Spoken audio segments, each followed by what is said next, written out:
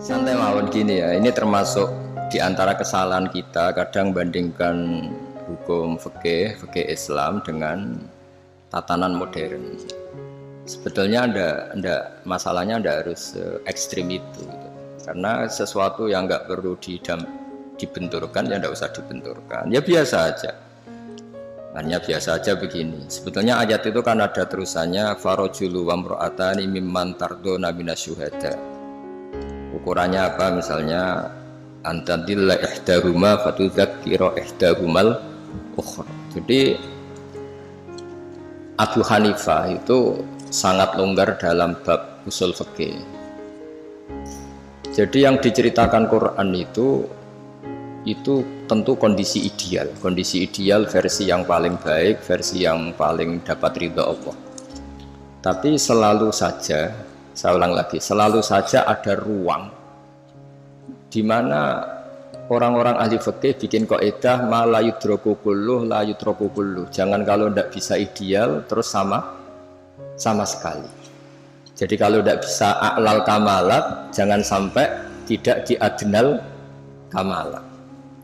Misalnya begini, kalau nuruti ideal, saksi itu harus adil. Adil itu orangnya nggak pernah dosa besar, nggak sering dosa kecil. Mana ada orang sekarang seperti itu?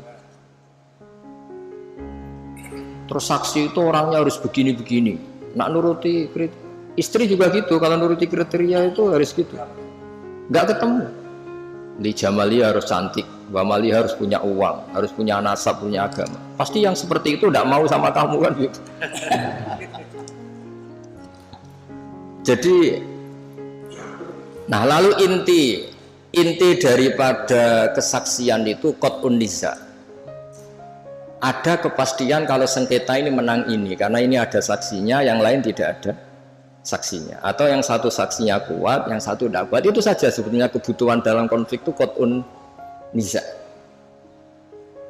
Soal surahnya persis apa enggak, ya kita yakin yang digambarkan Quran itu kelas A, a'lal kamal. Yang kita lakukan itu adnal kamal, karena mau tidak mau. Saya ulang lagi, mau tidak mau.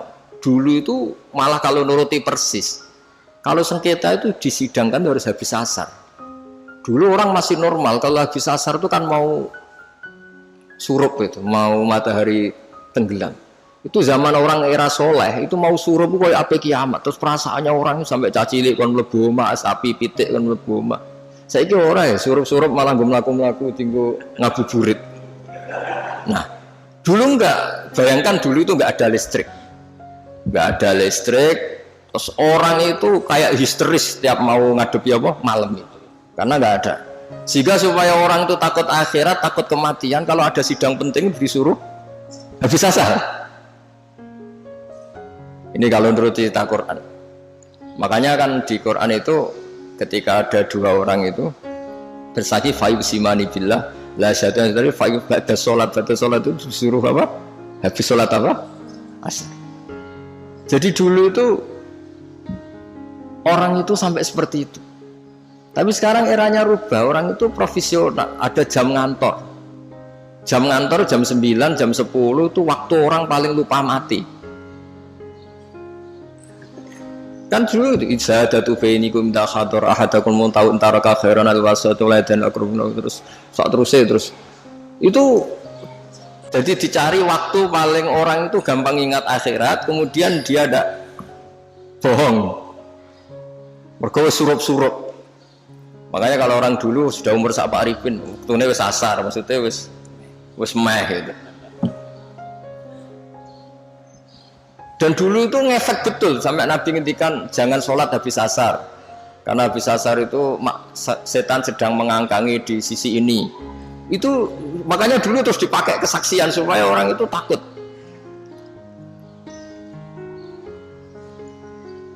Nah, makanya saya cerita nggak perlu benturkan hukum fikih Islam dengan hukum negara, tapi kita juga jangan mengatakan terus sudah saatnya meninggalkan fikih Islam malah keliru lagi. Kita katakan tadi al-maisur la yasqutu bil ma'sur, yang bisa dilakukan ya dilakukan, yaitu tadi inti daripada kesaksian itu kan ada qat'un niza tadi.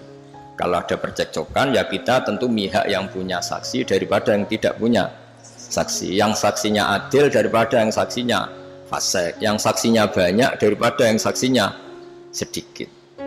Ya sudah, itu yang apa ya, maksimal yang bisa kita ketahui. Bisa saja indallah sebetulnya salah, kebetulan ini saksinya adil, ternyata adil pesanan. Sudah didesain sedemikian, diset sedemikian rupa, dikondisikan terus. Ya kita tidak pernah tahu, makanya Saudara Rasul ketika kamu berdebat di depan saya, jangan-jangan di antara kalian cara berargumentasi lebih meyakinkan, kemudian saya menangkan. Sebenarnya ketika saya menangkan dan kamu salah, sebetulnya kamu tak kasih neraka gitu. Dan Nabi ngendikanya dengan penuh, ya Nabi punya karisma, sehingga dulu tuh wong ape bodoh niku sorak sido, saking wibawanya Nabi. Nah, sekarang nyari kodi yang wibawa kayak Nabi kan tidak mungkin. Malah kodine wedi pesakitan yang mergo orderan misalnya, kan ribet. Tapi jangan pula katakan gak usah ada kodi, ada adil, malah gak karu-karuan dunia ini. Ya tadi kaidahnya Mbah Mun, semua ulama itu malah yudroku kulluh la yudroku kulluh. Saya sering disewani santri atau masyarakat, Gus kula badhe pegatan, bojoku ucur wewet judes ngene-ngene. Terus ketika tak bedheki gini rata-rata sudah pegatan. Enak endi keceluk di bojo ambek keceluk duduk.